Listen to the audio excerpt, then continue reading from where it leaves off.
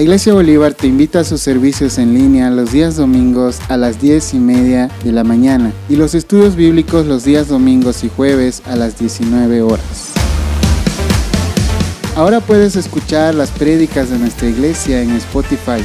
Búscanos como Iglesia Bolívar. La Prejuvenil te invita a sus reuniones en línea vía Zoom todos los sábados a las 17 horas. Para obtener el enlace, visita la página de Facebook de la Prejuvenil. Si tienes entre 17 y 24 años de edad, te invitamos a las reuniones virtuales de la SOCIE vía Zoom. Los días miércoles, reuniones de chicas, y los días viernes, reuniones de chicos. Visita la página de Facebook de la SOCIE para obtener los enlaces. No te pierdas también las transmisiones en vivo los días sábados a las 16 horas y los domingos la escuela dominical a las 9:30 de la mañana. El Grupo Kairos te invita a sus reuniones vía Zoom los días lunes por la noche. Para obtener el enlace de invitación, visita la página de Facebook. No te pierdas también las meditaciones de la Palabra del Señor los días martes y sábados vía Facebook. Estamos estudiando el libro Coronavirus y Cristo de John Piper. La Sociedad Femenil también comparte sus meditaciones de la Palabra del Señor los días martes y viernes vía Facebook. No te lo pierdas. También te invitamos a las reuniones vía Zoom los días martes a las 15 horas con el estudio titulado Vive lo que crees, basado en Primera de Juan. Para obtener el enlace de la reunión, comunícate con nuestra hermana Ruth Sanabria de Cardona al 764-12-746. La clase Bernabé te invita a su estudio bíblico del libro de Hechos. Las reuniones son vía Zoom los sábados a las 20 horas. El enlace será publicado por este medio el día sábado a las 19 horas. La clase Benjamín te invita a sus reuniones los días viernes a las 18 horas vía Zoom. Para obtener el enlace, comunícate con nuestro hermano David Montero al 72 28 18 26. El Grupo Judá se está reuniendo vía Zoom los días viernes a las 19 horas, con el estudio del tema Las 4 estaciones del amor. Si deseas participar, el enlace de la invitación será publicado por este medio el mismo día. No te olvides suscribirte a nuestro canal de YouTube y activar las notificaciones para no perderte el contenido de nuestra iglesia. También te invitamos a seguirnos en Instagram. Búscanos como @iglesiabolívar.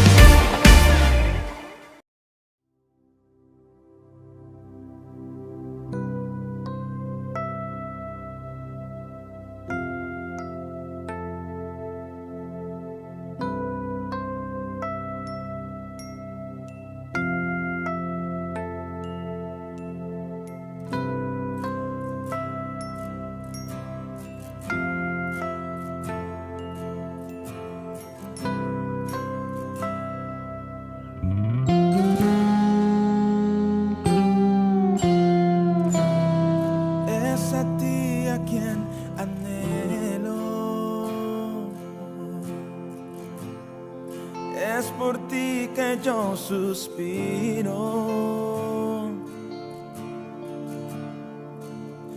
más allá del velo, yo voy a decirte que te quiero. Atrae mi corazón, atrae mi corazón, atrae mi corazón. Jesús, me muero de amor por ti, me muero de amor por ti. Quiero que el mundo sepa, quiero que el mundo vea que tú eres mi amado, Jesús, y yo soy tuyo, solo tuyo. Atrae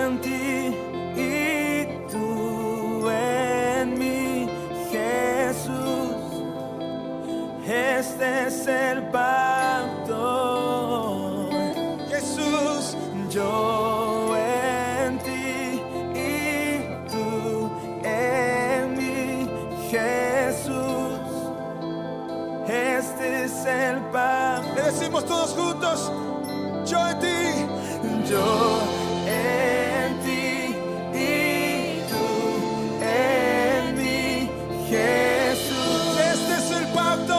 Este es el pacto. Yo en ti. Yo en ti y tú en mí, Jesús.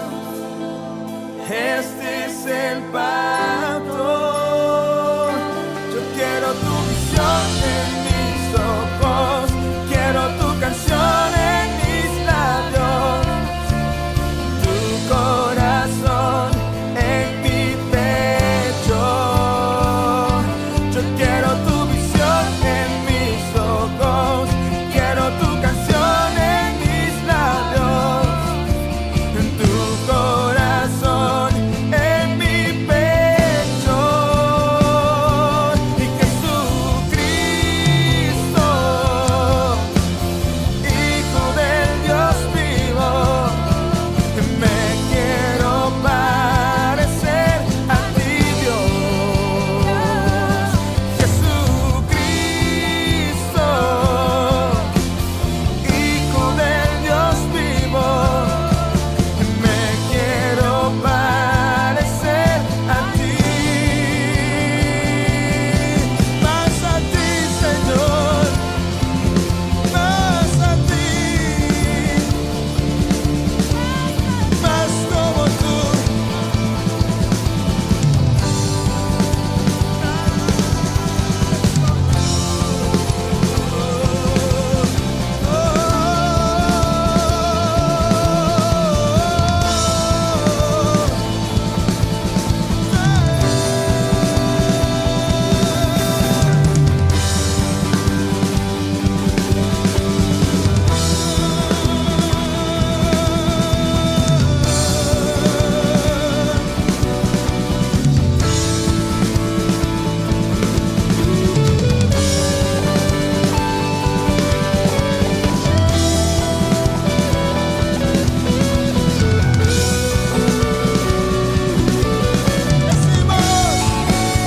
Atrae mi corazón, atrae mi corazón, atrae mi corazón, Jesús. Me muero de amor por ti, me muero de amor por ti. Atrae mi corazón, Jesús. Atrae mi corazón, atrae mi corazón, Jesús. Me muero de amor por ti, me muero de amor por ti.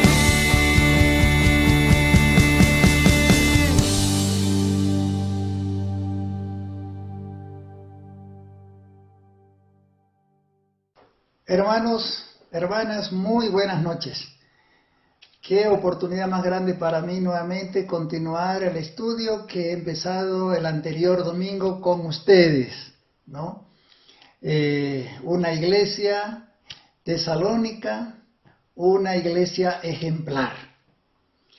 Y muchos de ustedes se preguntarán por qué he escogido a esta iglesia.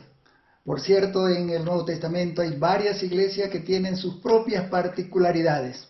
Hermanos, a través del estudio ustedes van a ver la importancia que tiene esta iglesia para nuestros días. ¿Qué podemos nosotros aprender de esta congregación que fundó el apóstol Pablo en su segundo viaje misionero con Timoteo y Silvano? Así que desde ya les animo, mis hermanos, pues si están reunidos, están esperando este segundo estudio ya con la familia, estén atentos, hermanos.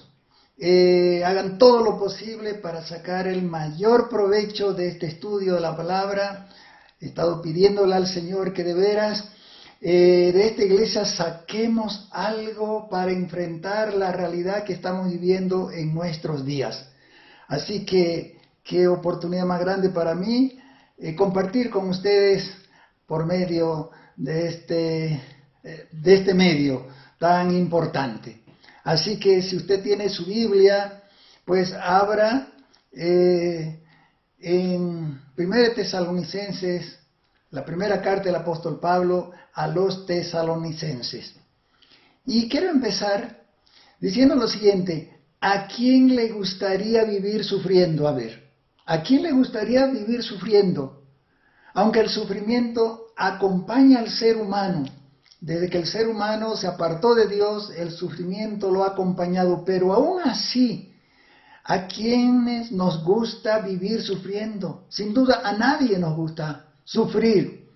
Peor todavía si ese sufrimiento es por una acción injusta. Y hablando de sufrimiento, hermanos, justamente es el tema de esta noche. Una iglesia que sufre. Una iglesia que sufre. Y cuando digo una iglesia que sufre, estoy hablando de una iglesia cristiana evangélica. Y me estoy refiriendo particularmente a la iglesia de Tesalónica. En el anterior estudio destaqué que esta iglesia tenía una particularidad. Era una iglesia consagrada plenamente al Señor. Y eso es lo que nosotros quisiéramos hoy en día, a pesar de todas las dificultades que estemos viviendo, mis hermanos, seamos una iglesia consagrada. Y cuando digo iglesia, me estoy refiriendo obviamente a cada uno de los miembros que forman una iglesia local. Así que en esta ocasión voy a tocar otro aspecto. Una iglesia que sufre. Una iglesia que sufre. La iglesia recién fundada sufre persecución. Eso le ocurrió a la iglesia de Tesalónica. Y quisiera ir con ustedes a Hechos capítulo 17, versículo 5. Dice así. Vea lo que dice. Entonces los judíos que no creían, teniendo celos, tomaron consigo algunos ociosos hombres malos y juntando una turba, alborotaron la ciudad y asaltaron la casa de Jasón, procuraban sacarlo al pueblo, pero no hallándolo, trajeron a Jasón y algunos hermanos ante la autoridad de la ciudad, gritando: estos que trastornan el mundo entero también han venido acá. Vean ustedes. Así que quiero mencionar algo muy interesante. Pablo llega a Tesalónica, inmediatamente va a una de las sinagogas que habían en ese tiempo, porque habían muchos judíos en ese lugar, así que Pablo acostumbraba por estrategia ir y compartir en las sinagogas la palabra del Señor. Pero hermanos, lo que a mí me asombra y es lo que quisiéramos nosotros también ver en nuestras iglesias, el mensaje que el apóstol Pablo les predicó. Está bien resumido en Hechos capítulo 17, versículos 2 y 3. Dice así: discutió, dice la Biblia, está hablando de Pablo, con ellos, es decir, con los presentes, declarando y exponiendo por medio de las Escrituras que era necesario que el Cristo padeciese y resucitase de los muertos, y que Jesús, a quien yo os anuncio, decía Pablo, es el Cristo. Vean ustedes, el mensaje que predicó Pablo en Tesalónica es un mensaje bíblico, un mensaje que tenía un contenido muy profundo. Él empieza a exponer, dice, basado en las Escrituras.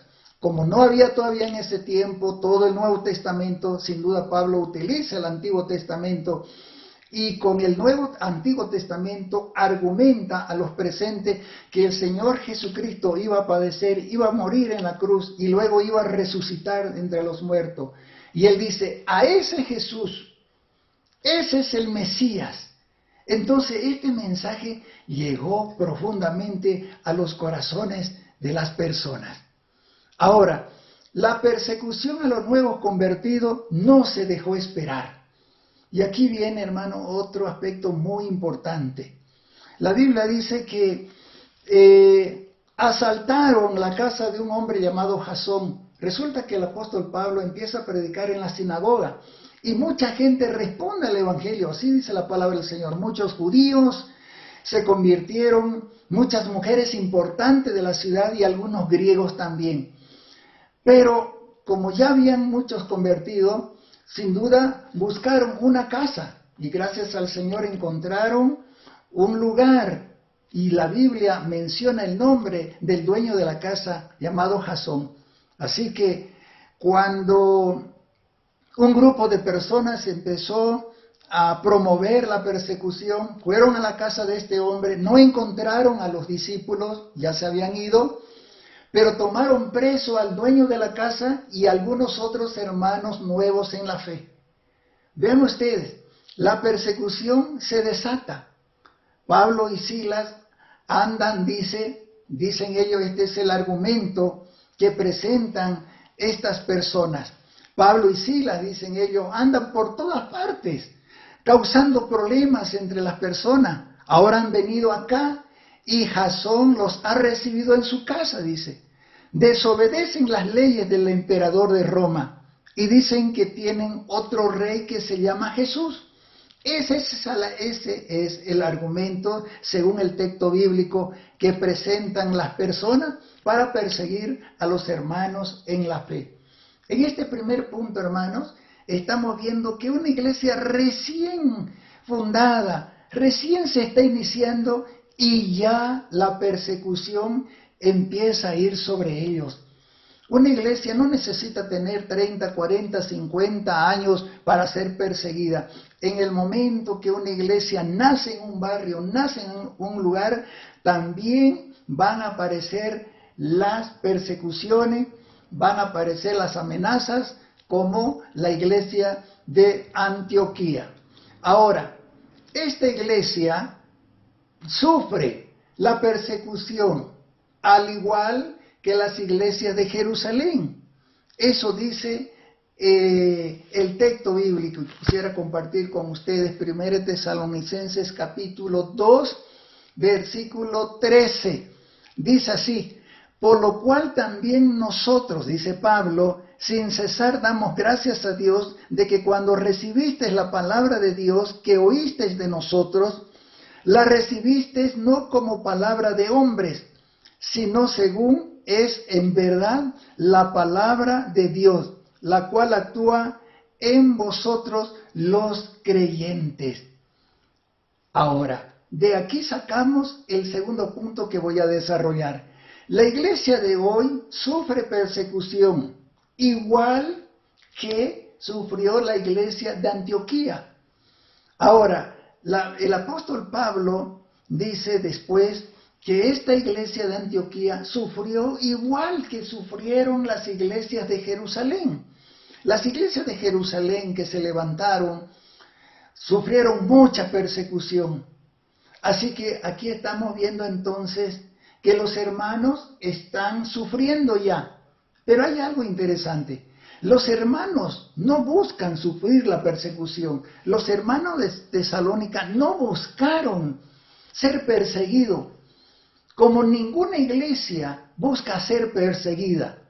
La iglesia sufrió, mis hermanos, persecución porque la fe de sus miembros era genuina. ¿Saben por qué? La Biblia dice que cuando Pablo predicó, él mismo dice que las personas recibieron esa palabra no como palabras de hombres, no la recibieron como algo del apóstol Pablo, sino como algo del Señor, y eso es muy importante. Dios quiera, y quisiéramos orar en ese sentido, hermano, que cuando uno comparte la palabra del Señor, la gente que esté escuchando debe saber que esa palabra no es inventada del expositor, del predicador, del pastor, del maestro, sino es la palabra del Señor, en este caso sacada de la Biblia. Así dijo el apóstol Pablo: a mí me alegra, hermano, que ustedes recibieron la palabra como la palabra del Señor. Así dice el texto. Y por eso esa palabra empezó a accionar, a actuar en la vida de los hermanos. Los hermanos llegaron a ser imitadores de la iglesia que estaban en Judea. Así dice el versículo 14, yo quiero leerlo. Dice, porque vosotros, hermanos, vinisteis a ser imitadores de las iglesias de Dios en Cristo Jesús que están en Judea, pues habéis padecido de los de vuestra propia nación las mismas cosas que ellas padecieron de los judíos. En otras palabras, el apóstol Pablo le dice, hermanos, ¿saben qué?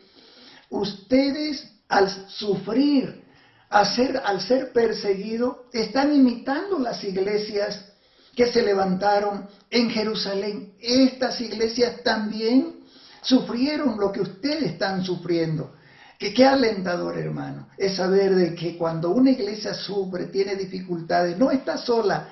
Hay miles de iglesias en todo el mundo que están pasando lo mismo, incluso hasta peor. Eso es muy importante. Algo más. Esta historia, hermano, de los sufrimientos, hablando de los sufrimientos de los cristianos, se ha repetido a través de la historia. Desde que nació la iglesia hasta nuestros días, la iglesia de Jesucristo recibe persecución, es amenazada, es amedrentada.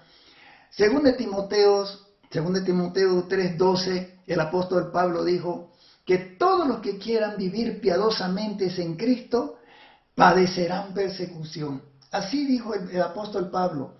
Todos los creyentes que quieran vivir piadosamente, tarde o temprano, van a sufrir persecución, van a sufrir amenaza. Es imposible para el verdadero creyente no sufrir persecución, en algún sentido. Y eso está comprobado, mis hermanos. Si tú no quieres sufrir por la causa del Señor Jesús, ¿sabe qué tienes que hacer? Sencillamente no hablar de Él, no identificarte, y así tú vas a pasar desapercibido y vas a seguir con el resto de las personas. Pero cuando una persona, un creyente, decide vivir para el Señor, ahí sí que va a tener dificultades. Y por último, yo quisiera compartir esto. La iglesia que vive a Cristo va a sufrir los ataques del mundo. Escuche bien, mi hermano. La iglesia que vive a Cristo, en otras palabras, que vive el Evangelio, que se encarna en él o en ella, va a sufrir los ataques del mundo. Y cuando digo ataques del mundo, estoy hablando de la gente incrédula, la gente mala, la gente que no quiere saber nada del Señor. El sistema mundano, hermano, no es solamente ahora, siempre ha estado en contra de lo que la palabra del Señor dice. Tarde o temprano, los discípulos de Cristo sufrirán los ataques de los incrédulos. El Señor lo afirmó. El Señor dijo en una ocasión, por eso el mundo os aborrece. ¿Por qué? Porque fue aborrecido el Señor primero que ellos. La historia se repite desde que Caín mató a Abel. Qué triste. Y yo quiero mencionar rápidamente lo que la Biblia dice acerca de Caín y Abel. Vean estas dos vidas diferentes. Dice la Biblia, y dijo Caín a su hermano Abel, salgamos al campo. Y aconteció que estando ellos en el campo, Caín se levantó contra su hermano Abel y lo mató. Hebreos capítulo 11:4, ya en el Nuevo Testamento, dice así: por la fe Abel ofreció a Dios más excelente sacrificio que Caín, por lo cual alcanzó testimonio de que era justo, dando Dios testimonio de sus ofrendas, y muerto aún habla por ella. Ahora, el apóstol Juan aumenta algo más acerca de lo que hizo Caín. Dice el apóstol Juan, porque este es el mensaje que habéis oído desde el principio, que nos amemos unos a otros. Así dice la palabra del Señor. Sin embargo, no como Caín dice, ahí está, toma como ejemplo a Caín, que era del maligno y mató a su hermano. ¿Y por qué causa lo mató? Porque sus obras eran malas y la de su hermano justas. Así que, mis hermanos, La pregunta que mucha gente se hace entonces, ¿por qué hay gente que aborrece a los cristianos? ¿Te has hecho esta pregunta, mi hermana? Estoy seguro que te la has hecho y has escuchado también a muchas personas decir, ¿por qué los evangélicos son aborrecidos? En algún momento de la historia aquí en Bolivia, a los evangélicos se le llamaban hijos del diablo. Imagínense, raros. Y uno dice, ¿por qué? La Biblia responde a esta pregunta. Dice así, y esta es la condenación que la luz vino al mundo. Y los hombres, dice, amaron más las tinieblas que la luz, porque sus obras eran malas. Vean ustedes eso.